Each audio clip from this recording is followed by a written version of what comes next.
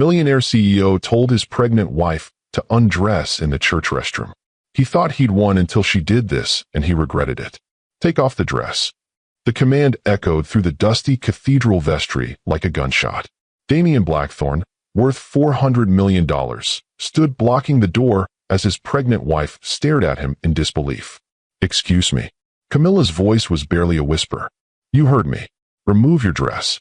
I want to see my wife's body. Here. Now." "We're in a church, Damien. A place where we just renewed our vows. Where you promised to honor me." His smile was predatory, dangerous. "I want to worship my pregnant wife in this sacred place." But what he didn't know, what he couldn't have imagined, was that his next 30 seconds would destroy everything he'd built. Because Camilla had been planning this moment for months. "All right, Damien," she said, reaching for her zipper. "You win." He thought he'd broken her. He thought he'd won. He had no idea he'd just walked into the most expensive trap of his life. Have you ever wondered what happens when someone mistakes love for ownership? When power becomes more important than partnership? Today's story will show you exactly how one woman turned her husband's cruelest moment into his complete destruction. But here's what makes this story absolutely incredible. She didn't just leave him. She didn't just walk away. What she did was so brilliant, so perfectly calculated, that it left a billionaire CEO completely powerless. Make sure you're subscribed to Lux Love Chronicles because stories like this, stories that show real consequences for real actions, these are the stories that need to be told. Let me take you back to where this all began. Because to understand how spectacularly Damien Blackthorne fell, you need to understand how high he'd climbed. 3 years ago, Damien was worth exactly nothing. Well, not nothing. He was worth negative $200,000 in student loans and credit card debt. But he had something more valuable than money. He had hunger. The kind of hunger that comes from growing up in a trailer park in Alabama, watching your mother work 3 jobs just to keep the lights on. The kind of hunger that drives you to code 18 hours a day in a cramped studio apartment, living on ramen noodles and pure determination. "I will never be poor again," he'd whispered to himself every night, fingers flying across his laptop keyboard. "I will never be powerless again." And he wasn't lying. By 28, his mobile security app had caught the attention of tech giants. By 30, he'd sold his first company for $50 million. By 32, he'd built Tech Fusion Industries into a $400 million empire that controlled data security for half the Fortune 500. But success did something to Damien. It didn't just change his bank account, it changed his soul. The scared kid from Alabama disappeared, replaced by a man who believed that money could buy anything, control anything, own anything, including people. His penthouse apartment on Manhattan's Upper East Side was a monument to his transformation. Floor-to-ceiling windows offered commanding views of Central Park. Italian marble floors reflected the light from crystal chandeliers worth more than most people's houses. Art that he'd bought not because he loved it, but because owning it proved his worth. Money isn't just currency, he'd tell his business partners over cognac that cost $5,000 a bottle. Money is proof. Proof that you matter. Proof that you've won. But for all his wealth, for all his power, Damien had one problem. He was alone. Oh, he had women. Lots of them. Models, actresses, socialites who were drawn to his money like moths to a flame. But they never lasted. Because the moment they showed any independence, any hint that they couldn't be completely controlled, Damien would freeze them out. Until he met Camilla. The Hartwell Museum's annual charity gala was the kind of event where Manhattan's elite gathered to see and be seen. Damien attended not because he cared about art, but because it was good for business. Networking disguised as philanthropy. He was nursing his second glass of champagne, already calculating when he could politely leave, when he saw her. Camilla Reeves stood before a massive painting, completely absorbed in the artwork. She was beautiful, yes, long auburn hair that caught the light, emerald green dress that hugged her curves perfectly, but it wasn't her beauty that stopped him cold. It was her stillness. In a room full of people posturing and performing, she was simply present, genuine, real. It's magnificent, isn't it? Damien found himself saying as he approached. Camilla turned, and when their eyes met, he felt something he hadn't experienced in years. Actual nervousness. The Rothko? Yes, it's incredible. Her voice was warm, cultured, with just a hint of a southern accent. The way he uses color to convey emotion, it's like he's speaking directly to your soul. You know art. I should hope so. I'm the museum's assistant curator. She smiled, and it was like sunlight.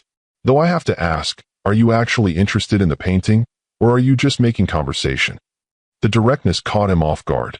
Most women approached him with calculated charm, but Camilla seemed genuinely curious about his answer.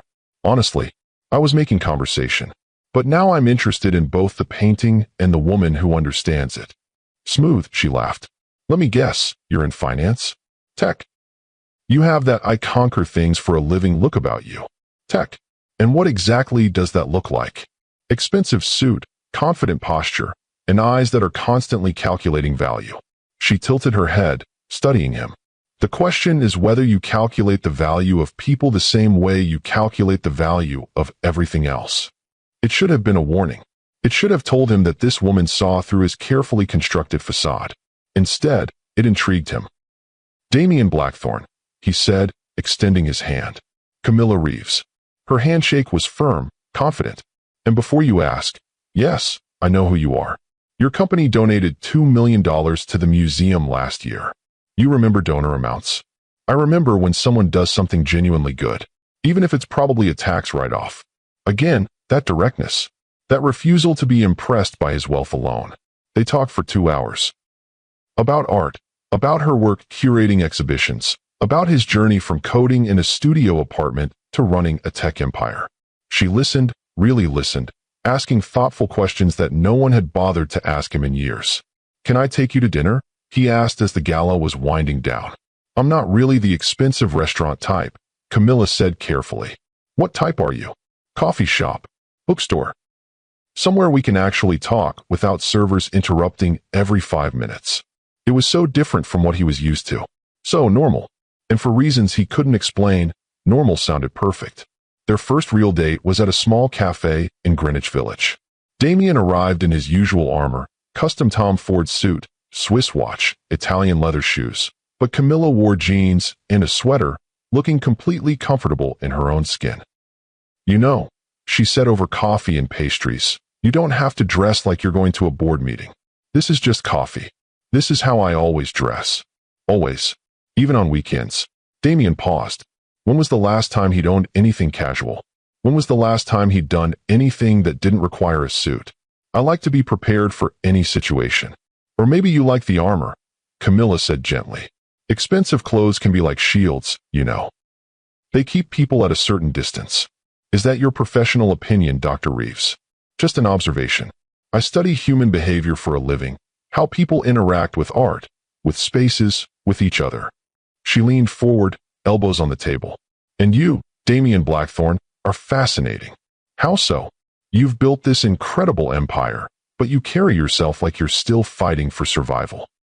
Like you're afraid that if you let your guard down for even a moment, everything will disappear.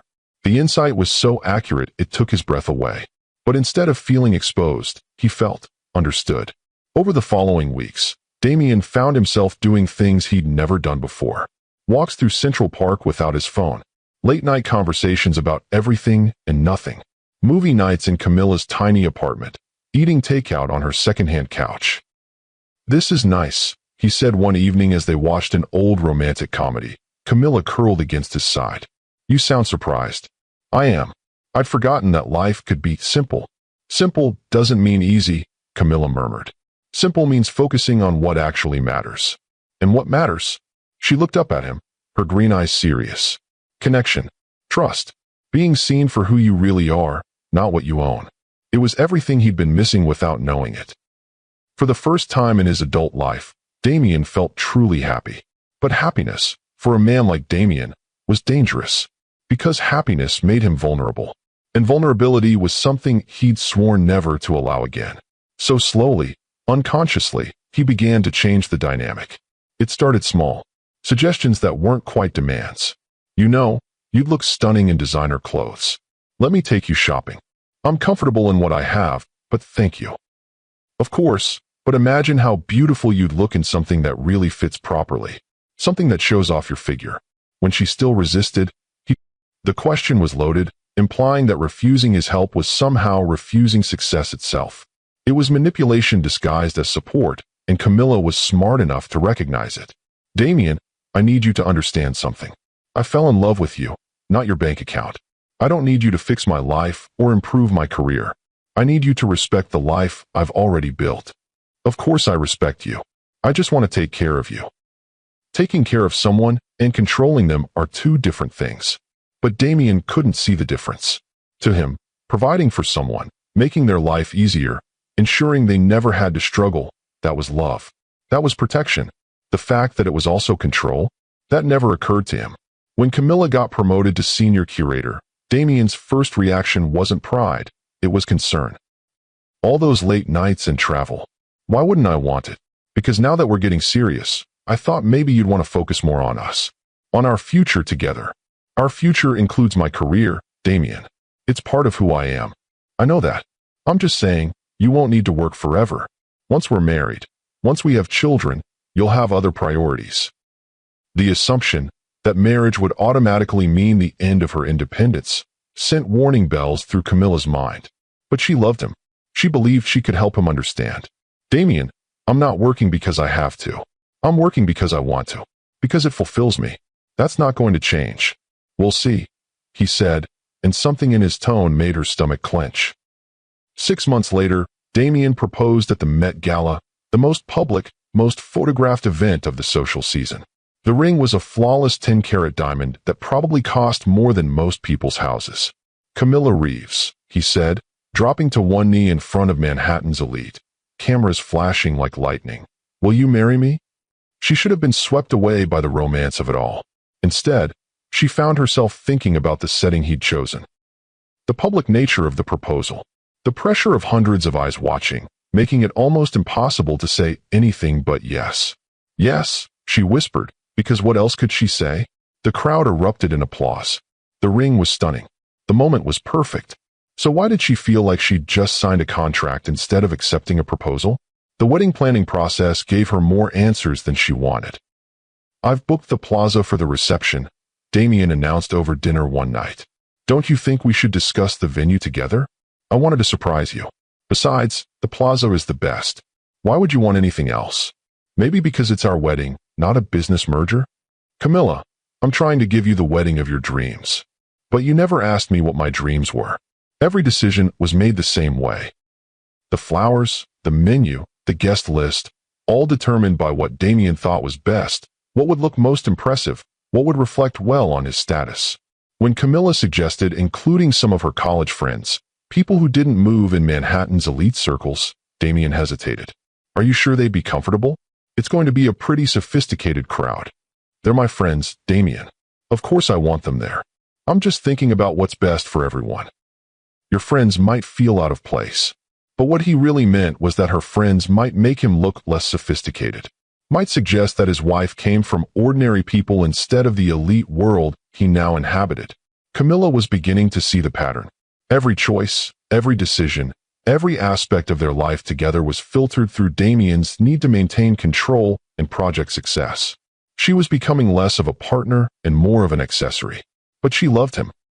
And she believed, or maybe just hoped, that once they were married, once he felt secure in their relationship, things would change. The wedding was everything Damien wanted it to be, lavish, exclusive, and photographed for society magazines. Camilla looked stunning in her custom Vera Wang gown, and Damien looked every inch the successful mogul in his bespoke tuxedo. You're the most beautiful bride I've ever seen, he whispered as they danced to their first song as husband and wife. I love you, she replied, and meant it completely. For their honeymoon, Damien chartered a yacht in the Mediterranean.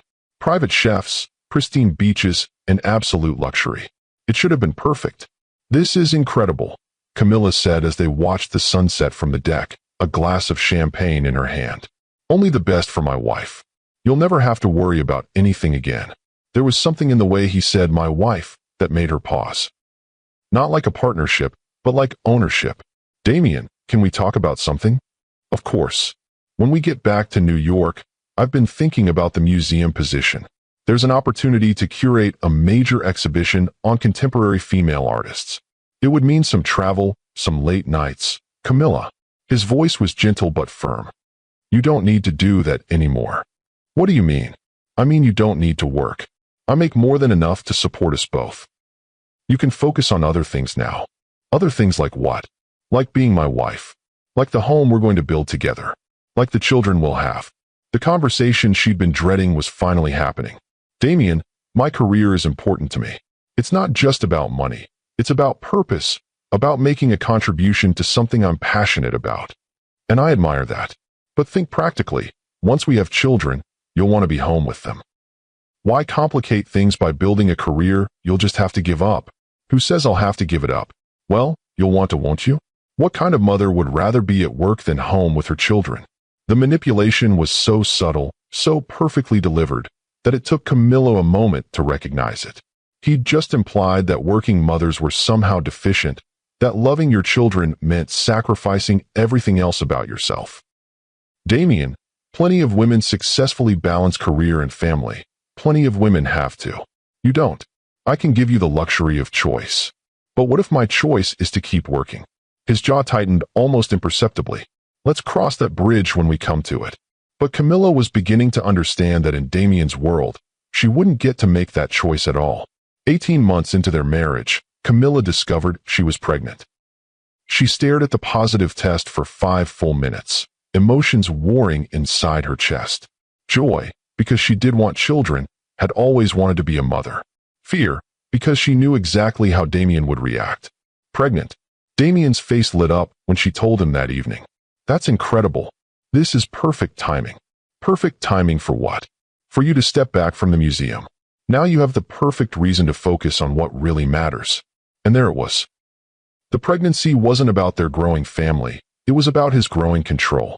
Damien, women work throughout pregnancy all the time. I'm not made of glass. Of course not. But why take unnecessary risks? Why add stress when you don't have to? Because my work isn't stress, it's fulfillment. Camilla, please. Think about what's best for our baby. Again, the implication that working somehow meant she cared less about their child. It was emotional blackmail disguised as concern. But this time, instead of wearing her down, it woke something up inside her. Maybe it was the pregnancy hormones. Maybe it was the sudden clarity that comes with knowing you're responsible for another life. Or maybe it was just that she'd finally had enough. I'll think about it, she said carefully.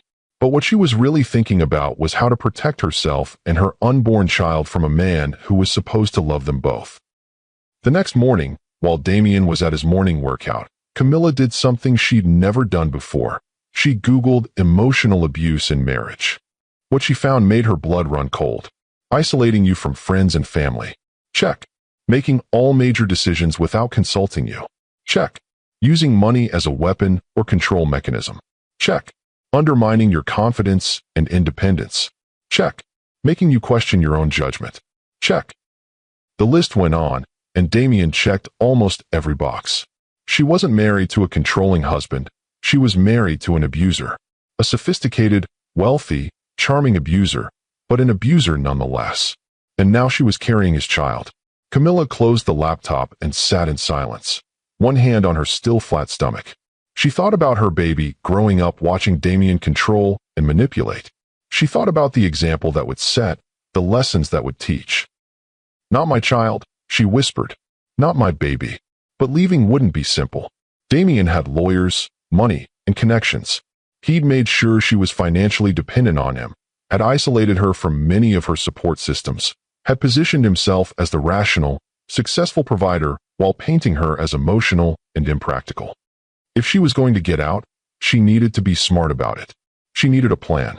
That afternoon, she called her old friend Janet Morrison, now a successful divorce attorney specializing in high-net-worth cases. Camilla, it's so good to hear from you. How's married life? Complicated. Janet, I need to ask you something hypothetically.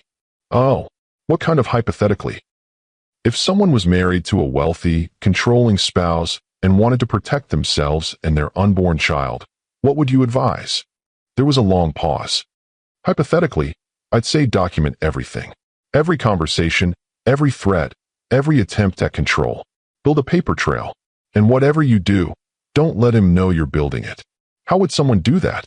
Hypothetically, voice recordings, text messages, financial records showing how he controls money, witness statements from people who've seen the behavior, and most importantly, evidence of how his control affects the child's well-being. And if this hypothetical person wanted to meet with you to discuss options, I'd say she should call me tomorrow. And Camilla, be careful. Men like that don't let go easily. That night, lying next to Damien as he slept, Camilla made her decision. She was going to fight back. But she was going to do it smart, strategically, and completely under his radar. She was going to beat him at his own game. Remember to like this video if you're ready to see how Camilla turns the tables on her controlling husband. And make sure you're subscribed because the next part is going to show you exactly how she executed the most brilliant revenge plan you've ever seen. Trust me, you won't want to miss what happens next. Drop a comment below and tell me. What would you do in Camilla's situation? How far would you go to protect yourself and your child from someone who's supposed to love you? Over the next 3 months, Camilla Blackthorne became two people. During the day, she was the dutiful pregnant wife. She attended Damien's business dinners, smiled at his colleagues' wives, and played the part of the grateful woman who'd married above her station. But in secret, she was building the most comprehensive case of emotional and financial abuse that Janet Morrison had ever seen. "This is impressive," Janet said during one of their clandestine meetings at a small cafe in Brooklyn, far from Damien's usual haunts. "Voice recordings, financial documents, witness statements. You've been thorough." "I had a good teacher," Camilla replied, one hand resting on her now visible bump. At 5 months pregnant, she could no longer hide her condition with loose clothing. "Damien himself taught me that preparation is everything." "Tell me about the financial control again." Camilla opened her laptop, showing Janet a detailed spreadsheet. "He moved me to a joint account where he can monitor every transaction. When I tried to buy lunch for my friend Sarah last week, $12 at a sandwich shop, he questioned it that evening." "What did he say exactly?" "He said, 'I noticed you spent money on lunch yesterday. I thought we agreed you'd eat at home more often now that you're pregnant.'" Camilla's voice took on Damien's precise, controlled tone. "When I explained it was for Sarah too, he said, 'Maybe Sarah should pay for her own meals. We're not running a charity.' And you recorded this. Every conversation for the past 2 months. I have a recording app that starts automatically when he comes home." Janet leaned back in her chair, impressed despite herself. "Most abuse victims take years to recognize the patterns, let alone document them. What made you so strategic?" Camilla was quiet for a moment, her hands protective over her belly. "When I realized I was pregnant, something clicked. This isn't just about me anymore. This baby is going to grow up watching how we treat each other, learning what normal looks like." Her eyes hardened. "I refuse to raise a child who thinks love means control. The question is, what's your endgame? Divorce is one thing, but you mentioned wanting to teach him a lesson. I want him to experience exactly what he's put me through. I want him to feel powerless, exposed, humiliated." Camilla's voice was steel-wrapped in silk. "I want him to understand that treating someone like property has consequences." "And how do you plan to do that?" Camilla smiled, and it wasn't entirely pleasant. "He's planning a vow renewal ceremony. His idea, of course. He thinks it will bind me more tightly to him, especially with the baby coming. When? Next month. At St. Augustine Cathedral, the most prestigious venue in the city. He's invited every major business leader, politician, and socialite in Manhattan. Very public." "Exactly. Damien's reputation is everything to him. His image as the perfect, successful husband and father-to-be is crucial for his business relationships." Camilla leaned forward. "What if that image was shattered in the most public way possible?" Janet's eyebrows rose. "What are you thinking?" "I'm thinking that if he wants to humiliate me privately, I should return the favor publicly." "Camilla, be very careful. Revenge can backfire, especially against someone with his resources." "It's not revenge," Camilla corrected. "It's justice, and I'm going to serve it ice cold." While Camilla was secretly building her case, Damien was becoming increasingly frustrated with his inability to completely control his wife. The pregnancy had changed her in ways he hadn't anticipated. Instead of making her more dependent, it had made her more determined. Instead of softening her, it had given her a core of steel he'd never seen before. "I've been thinking about names," Camilla said over dinner one evening, her hand resting on her 6-month bump. "Oh, what did you have in mind?" For a girl, I like Eleanor. For a boy, maybe James. Eleanor Blackthorne. That has a nice ring to it. Damien nodded approvingly. Though I was thinking something more distinctive. Unique. Like what? Well, Valentina is beautiful. Or for a boy, perhaps Maximilian. Names that command respect. Those are certainly dramatic. Our child will be born into privilege, Camilla. Their name should reflect that status. Or their name should reflect that they're loved for who they are, not what they represent. The subtle pushback was becoming constant. On everything from baby names to nursery designs to birthing plans, Camilla had opinions that didn't automatically align with his preferences. It was making him desperate. Dr. Richmond is an excellent obstetrician, he said the next week. I've arranged for you to switch to his practice. I'm happy with Dr. Martinez. Dr. Richmond delivered the mayor's wife's children, the governor's daughter. He's the best in the city. Dr. Martinez delivered me. My mother trusts her completely. This isn't about your mother, Camilla. This is about our child having the absolute best care. Are you saying Dr. Martinez isn't qualified because she's not treating celebrities? I'm saying why settle for good when you can have the best? But Camilla held firm, and Damien found himself facing a reality he'd never encountered, a woman who couldn't be bought, threatened, or manipulated into compliance. It was driving him insane. The board meeting incident was the breaking point.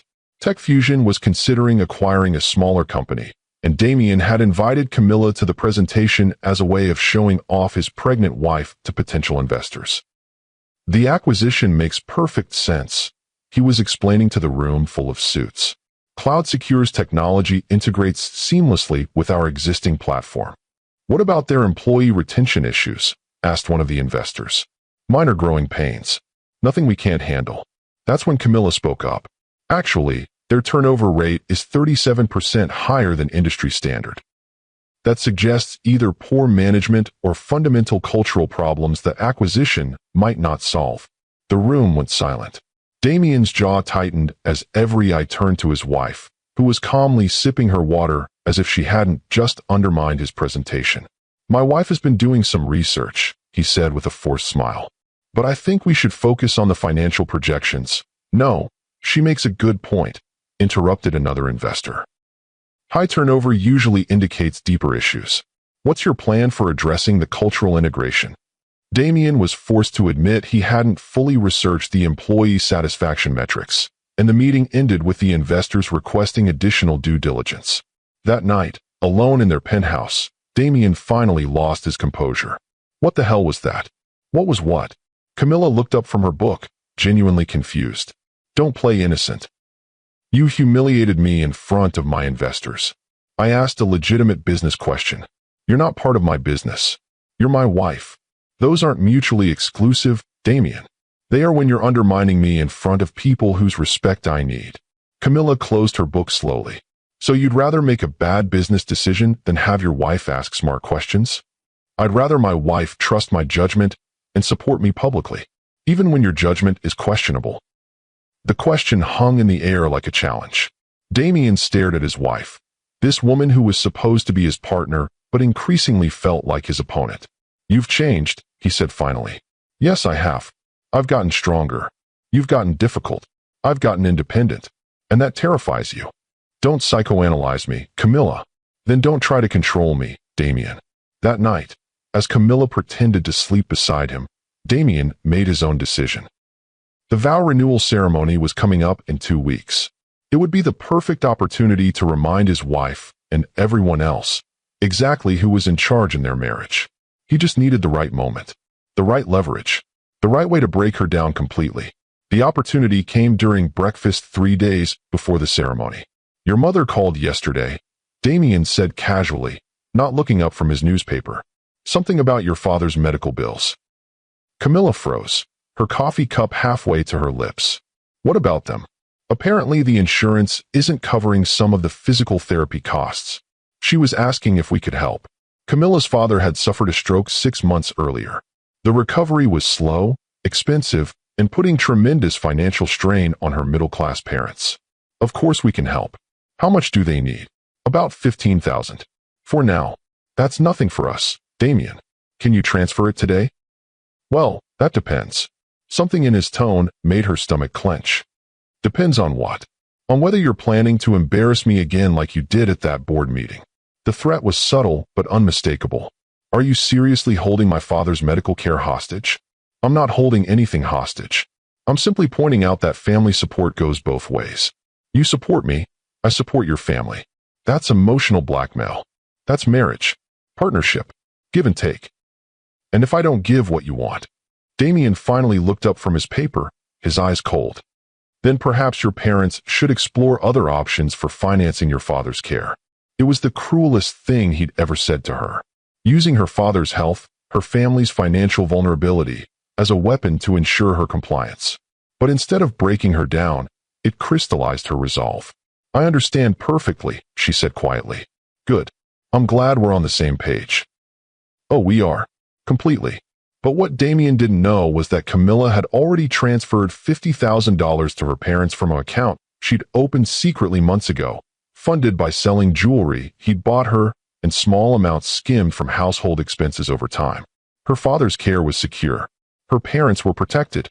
And now she had the perfect evidence of his willingness to use family members as leverage. The recording device in her purse had captured every word.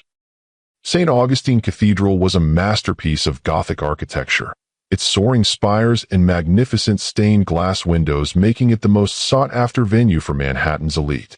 Getting married there required either generations of family connections or the kind of money that opened doors instantly.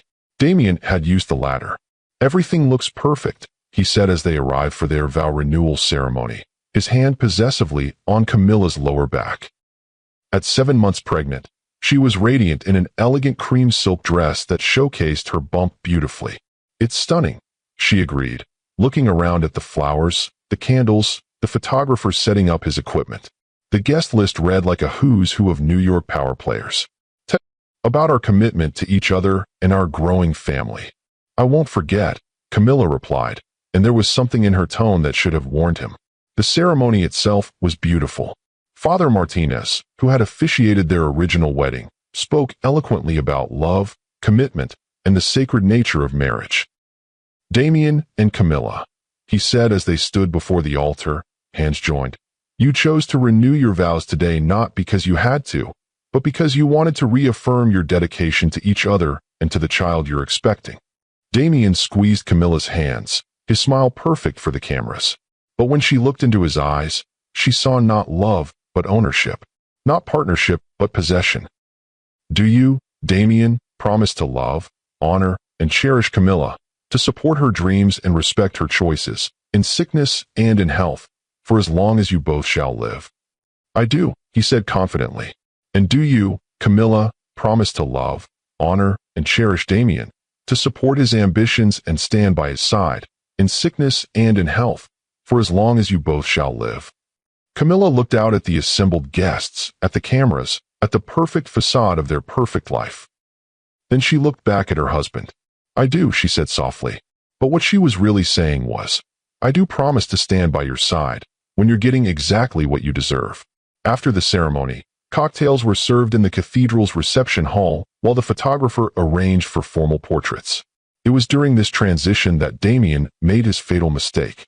Darling, he said, his arm around her waist as they posed for photos. Could we have a moment alone? There's something I want to show you. Of course. He guided her through the cathedral's corridors, past medieval tapestries and religious artifacts, toward a narrow stone staircase. Where are we going? The old vestry. I wanted to give you your anniversary gift privately. But Camilla knew her husband too well. This wasn't about gifts. This was about power, about control, about reminding her, on their most public day, exactly who was in charge. She followed him up the stairs anyway, her hand protectively over her belly, because she knew this moment was exactly what she'd been waiting for. The vestry was a small, dusty chamber that clearly hadn't been used in years. Afternoon light filtered through a single arched window, and the air smelled of old wood and forgotten prayers. Damien closed the door behind them with deliberate finality. What did you want to show me? Camilla asked, though she already knew. Actually, I wanted to see you. His voice had changed, becoming lower, more predatory. All of you. The way you look now, carrying my child. Damien, You've been fighting me for months, questioning my decisions, undermining my authority. Today, in this sacred place where we just renewed our vows, I want my wife to remember who she belongs to." And there it was, the mask finally dropping completely.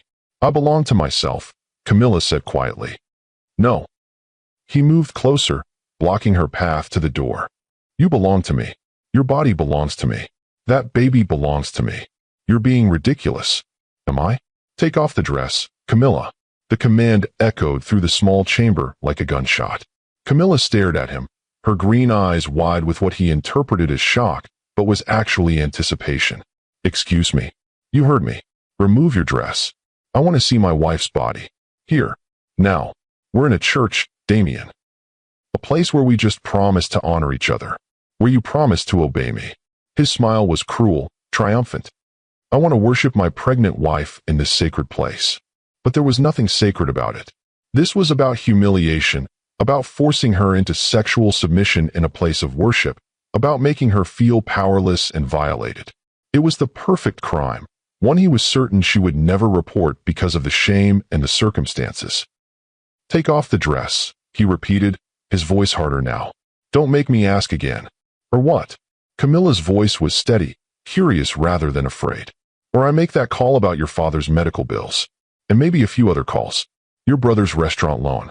Your mother's mortgage." The threats came easily now, each one a dagger aimed at her family's financial stability.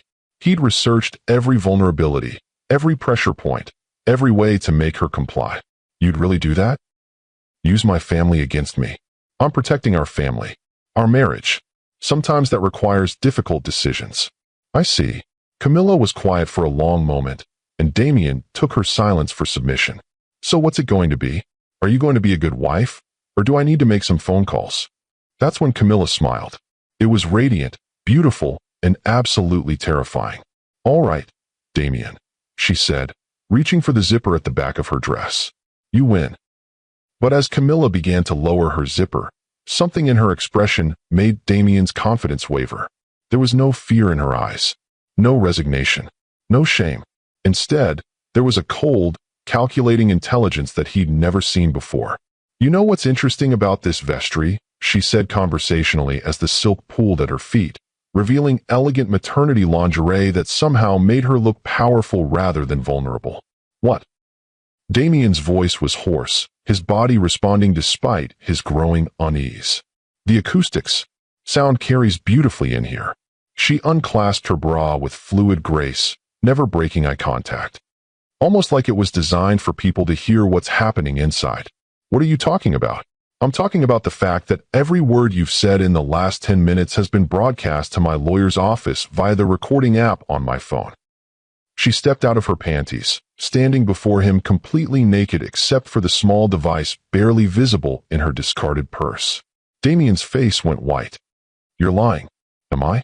"Janet, are you getting all this?" A voice crackled from the phone speaker. Crystal clear, "Camilla, we have enough evidence here for a dozen charges." "Charges?" Damien stammered. "What charges?"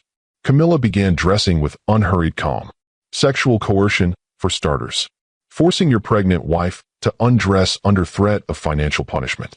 In a church, no less. You consented, under duress. After you explicitly threatened my family's financial security. That's not consent, Damien.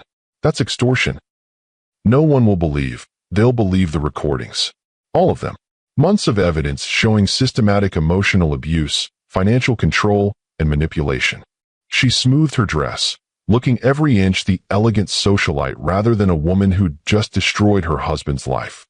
"Oh, and the prenup you're so proud of? Null and void in cases of abuse." Damien sank onto a dusty chair, the reality hitting him in waves. "Camilla, please. We can work this out." "No, we can't.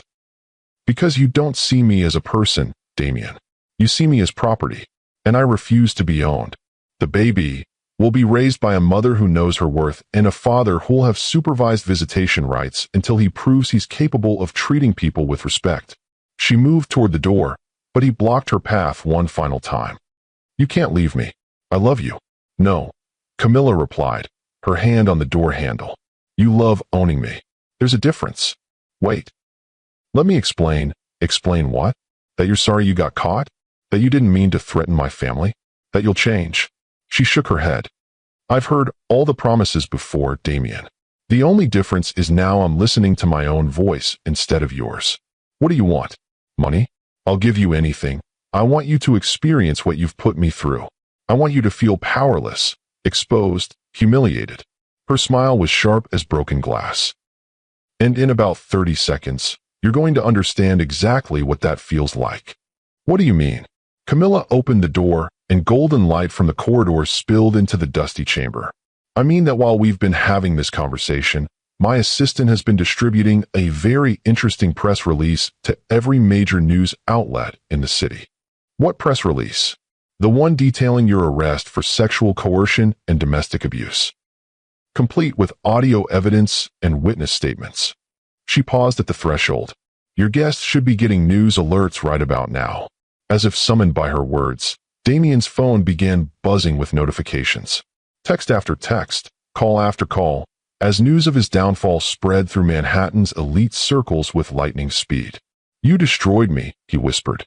No, Camilla corrected gently. You destroyed yourself. I just documented it. She stepped into the corridor, where two police officers were waiting with handcuffs. Mr. Blackthorne? NYPD. You're under arrest for criminal coercion and domestic abuse. You have the right to remain silent. Don't forget to hit that like button if you're loving Camilla's revenge so far. And make sure you're subscribed because this story is about to get even more intense. Comment below if you think Damien got what he deserved, or if Camilla went too far. The arrest of Damien Blackthorne sent shockwaves through Manhattan's elite circles. By the time his expensive lawyer managed to get him released on bail 6 hours later, his carefully constructed empire was already crumbling. The news cycle was merciless. Tech mogul arrested for abusing pregnant wife. Billionaire's dark side exposed. The price of power, when success becomes abuse. Every major outlet carried the story, complete with audio clips of his threats and demands. The recording of him forcing his pregnant wife to undress in a church vestry became the most damning evidence of privileged abuse the public had ever heard. How bad is it? Damien asked his crisis management team the next morning, though their faces already told him everything he needed to know. Bad, replied Patricia Chun, the best damage control specialist money could buy. 3 board members have called for your resignation. The stock price dropped 18% in after-hours trading. What about the criminal charges? Sexual coercion, domestic abuse, criminal threatening. The DA is treating this as a high-profile case. She slid a folder across his desk. Your wife's legal team is very thorough. They have 6 months of evidence. Damien's hands shook as he opened the folder. Inside were transcripts of conversations he barely remembered, financial records showing his control over every aspect of Camilla's life, witness statements from people who'd observed his behavior. Jesus, he whispered. She planned this for months. The question now is how we minimize the damage to your reputation and business interests. What do you recommend? Full accountability, public apology, voluntary resignation from tech fusion, agreement to all divorce terms without contest. Patricia's expression was grim. Even then, your career as a public figure is likely over. And if I fight it, then more evidence gets released. More victims potentially come forward. And you lose everything anyway, just more publicly and painfully. The irony wasn't lost on him. The woman he'd tried to control had outmaneuvered him completely, using his own tactics of careful planning and strategic thinking to destroy everything he'd built. 3 days after Damien's arrest, Camilla held her own press conference. 8 months pregnant now, she stood before a room full of reporters with quiet dignity and unshakable composure. I want to address the recent events involving my estranged husband, Damien Blackthorne, she began, her voice steady and clear. For months, I endured systematic emotional abuse, financial manipulation, and attempts to control every aspect of my life. The room was silent except for the click of cameras. The incident in the cathedral vestry was not an isolated event. It was the culmination of a pattern of behavior designed to make me feel powerless, dependent, and afraid to speak out. Mrs. Blackthorne, called a reporter, why did you wait so long to come forward? Because abuse victims are often trapped by fear, financial dependence, and the very real threat of retaliation. My husband made it clear that speaking out would result in consequences for not just me, but my family. What changed? Camilla's hand moved protectively to her belly. I realized that staying silent would teach my child that this kind of treatment is normal. That love looks like control. I refuse to let that happen. Some people are saying your response was calculated, that you deliberately trapped your husband. I documented abuse for the protection of myself and my unborn child. If that makes me calculating, then I'm proud to be calculating. Her eyes flashed with steel. Women don't have to accept abuse quietly. We don't have to make it easy for our abusers. What's next for you? I'm focusing on my health, my pregnancy, and building a life free from fear and control. I've also established a foundation to help other women escape abusive relationships, particularly those involving financial manipulation. Will you forgive your husband? Camilla was quiet for a long moment. Forgiveness isn't about excusing someone's behavior. It's about freeing yourself from the burden of their actions. I forgive Damien for my own peace of mind, but that doesn't mean there shouldn't be consequences for his choices. The press conference made Camilla an instant symbol of strength and survival. Women's groups rallied around her story. Domestic violence organizations praised her courage. Even celebrities and politicians issued statements supporting her bravery. Meanwhile, Damien watched from his empty penthouse, seeing his former wife command respect and admiration in ways he never had. She hadn't just escaped him. She'd become more powerful than he'd ever been. The trial of Damien Blackthorne became one of the most watched legal proceedings of the year. Day after day, evidence was presented showing his pattern of control and manipulation. Audio recordings revealed his threats against Camilla's family. Financial records showed how he'd isolated her economically. Witness testimony painted a picture of a man who viewed his wife as property rather than a partner. The most damaging evidence was the recording from the cathedral vestry. Hearing a wealthy, powerful man force his pregnant wife to undress under threat of financial retaliation shocked even seasoned courtroom observers. This case isn't just about Damien Blackthorne, prosecutor Maria Santos told the jury during closing arguments. It's about the abuse of power, the weaponization of wealth, and the fundamental truth that money doesn't give anyone the right to control another human being. Damien's defense team tried to argue that the marriage was simply troubled, that his client was guilty of being controlling but not criminal. But the evidence was overwhelming. The jury deliberated for less than 4 hours. Guilty on all counts. Damien was sentenced to 2 years in prison, 5 years of probation, mandatory anger management and domestic violence counseling, and a restraining order preventing him from contacting Camilla or their child without court supervision. As he was led away in handcuffs, Camilla sat in the gallery with her hand on her now 9-month pregnant belly. She felt no joy at his downfall, only relief that her child would be born into a world where accountability still mattered. 3 weeks after the trial ended, Camilla gave birth to a healthy baby girl. She named her Elena, not Eleanor, as Damien had wanted, but Elena, meaning bright light. She's perfect, whispered Camilla's mother, holding her granddaughter for the first time. She is, Camilla agreed, watching her daughter sleep peacefully. And she'll grow up knowing that she's valued for who she is, not what she represents. The Blackthorne divorce was finalized without contest. Damien's legal team had advised him that fighting would only result in more negative publicity and potentially harsher criminal sentences. Camilla received half of his liquid assets, approximately $40 million, plus ongoing child support. She used the money to establish the Elena Foundation, providing legal aid and financial assistance to women escaping abusive relationships. "Why name it after your daughter?" asked Janet Morrison during the foundation's launch event. "Because she's my reminder that we fight not just for ourselves, but for the next generation. For the children who deserve to see healthy relationships modeled." The foundation quickly became one of the most effective domestic violence organizations in the country. Camilla's story had resonated with millions of women, and donations poured in from around the world. She returned to work at the museum part-time, curating an exhibition called Voices of Resilience, featuring art by survivors of domestic violence. The exhibition toured nationally, raising both awareness and funds for abuse prevention programs. This is incredible, right? If you're inspired by Camilla's strength and intelligence, smash that like button. And don't forget to subscribe for more stories of justice being served. We're almost at the end of this amazing story, but the lessons are just beginning. Prison was a revelation for Damien Blackthorne.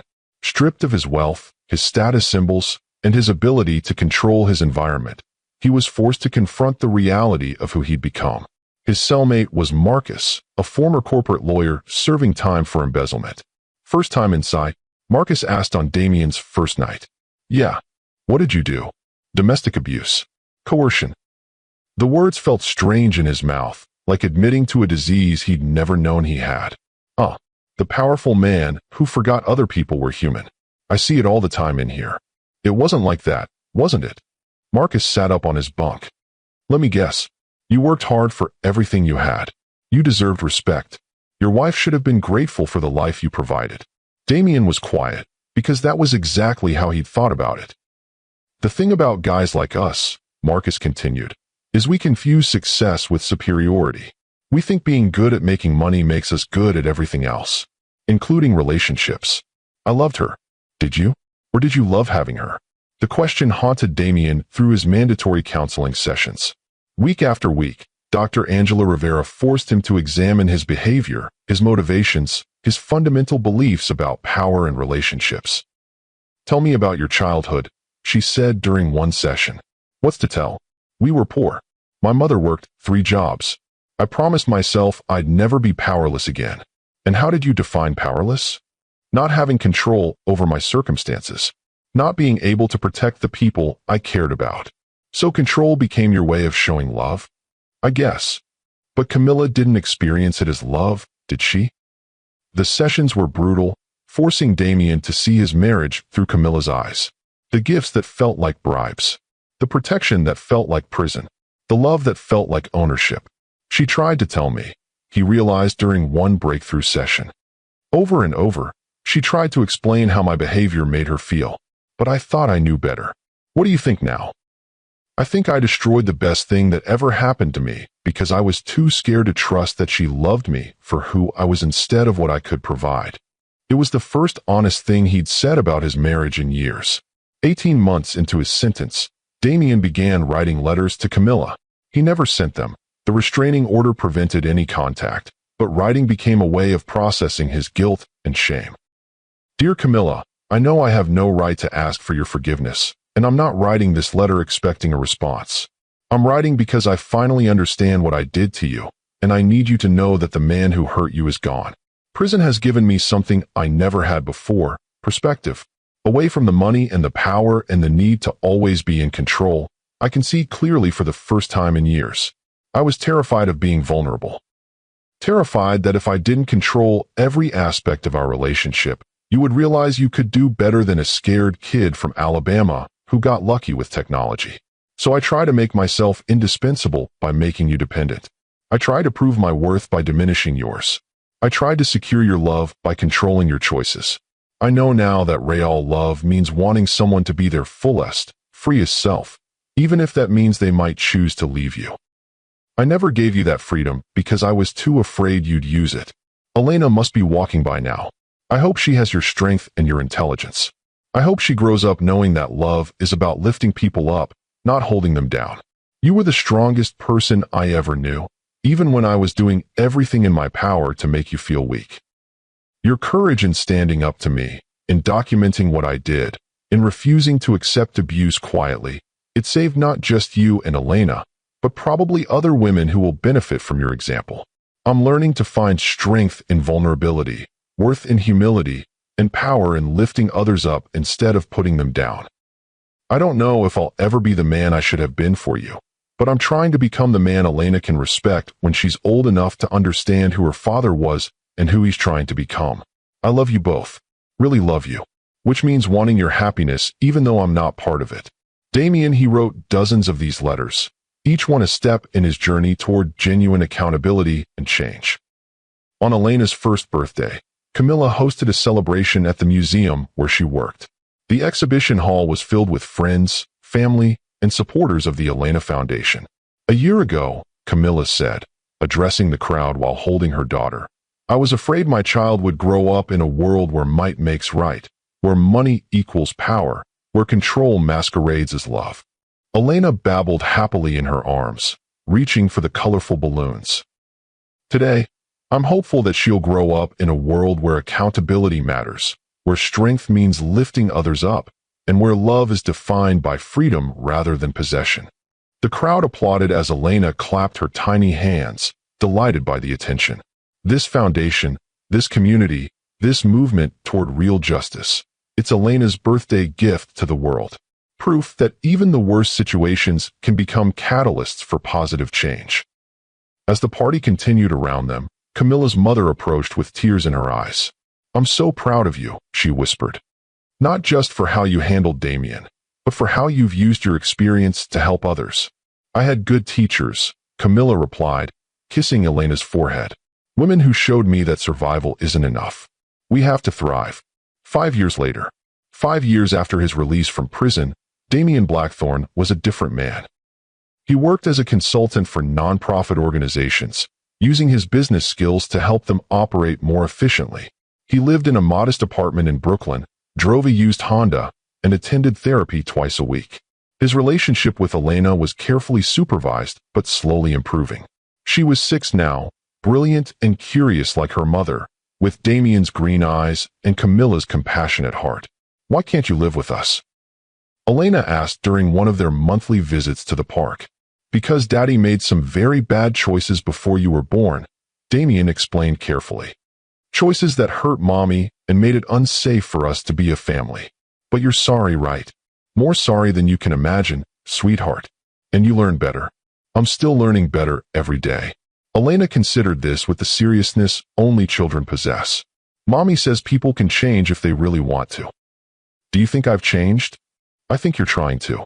That's what matters." Her wisdom, so much like Camilla's, brought tears to his eyes. Meanwhile, Camilla had built a life of purpose and meaning.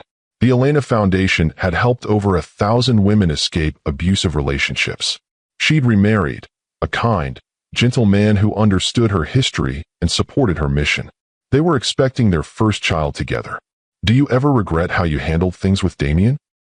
Her new husband, Robert, asked one evening as they prepared for bed. "Never," Camilla replied without hesitation. "I regret that it had to happen, but I don't regret standing up for myself and Elena."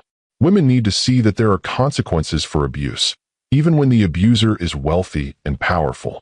And now he's learning to be a better person. It took losing everything for him to understand what really mattered, but he's getting there. "You're remarkably generous toward him." "I'm not generous toward him. I'm practical about Elena. She deserves to have a father who's genuinely changed, not one who's just pretending to be sorry. His transformation benefits her, which benefits me." If this story has moved you, touched you, or taught you something important, please hit that like button now. Your engagement helps these important stories reach more people who need to hear them. As our story comes to an end, there are powerful lessons that echo far beyond Damien and Camilla's experience. First, love is not ownership. True love wants the other person to flourish and grow, even if that growth takes them in unexpected directions. When someone tries to control your choices, limit your potential, or make you smaller to make themselves feel bigger, that's not love, that's possession. Second, wealth and power don't justify abuse. Money doesn't give anyone the right to manipulate, threaten, or coerce another person. In fact, using financial resources as weapons against vulnerable people is particularly cruel because it exploits the very real need for security and stability. Third, documentation is protection. Camilla's strategic approach to gathering evidence saved her and her daughter. If you're in a situation where someone is trying to control or manipulate you, document everything. Keep records. Save messages. Build a paper trail. Knowledge is power, and evidence is protection. Fourth, strength sometimes looks like submission. Camilla's apparent compliance with Damien's demands wasn't weakness, it was strategy. She understood that sometimes you have to let someone reveal their true nature before you can effectively counter it. Strategic patience can be more powerful than immediate resistance. Fifth, accountability is essential. Damien's transformation only began when he faced real consequences for his actions. Without accountability, abusers rarely change because they have no incentive to examine their behavior. Justice isn't just about punishment, It's about creating conditions where growth and change become possible. Sixth, survival isn't enough.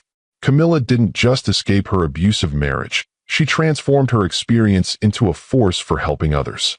She turned her pain into purpose, her trauma into triumph. Real healing often involves using our experiences to make the world better for others. Finally, change is possible, but it requires complete honesty. Damien's journey toward becoming a better person only began when he stopped making excuses and started taking full responsibility for his choices. Real change requires looking at ourselves with brutal honesty and being willing to do the hard work of growth. If you're in a controlling or abusive relationship, please know that help is available. The National Domestic Violence Hotline is 1-800-799-7233. You deserve to be treated with respect, dignity, and love, real love that makes you feel free rather than trapped. Hit that subscribe button if you want more stories that matter, stories that show the power of courage and the importance of justice. Share this video with someone who needs to hear Camilla's message of strength and survival. And remember, you are worthy of love that lifts you up, not love that holds you down. You have the right to make your own choices, pursue your own dreams, and live your own life free from fear and control. Thank you for joining us for this powerful story. I'm Mr. Wentworth, and until next time, keep fighting for the love and respect you deserve.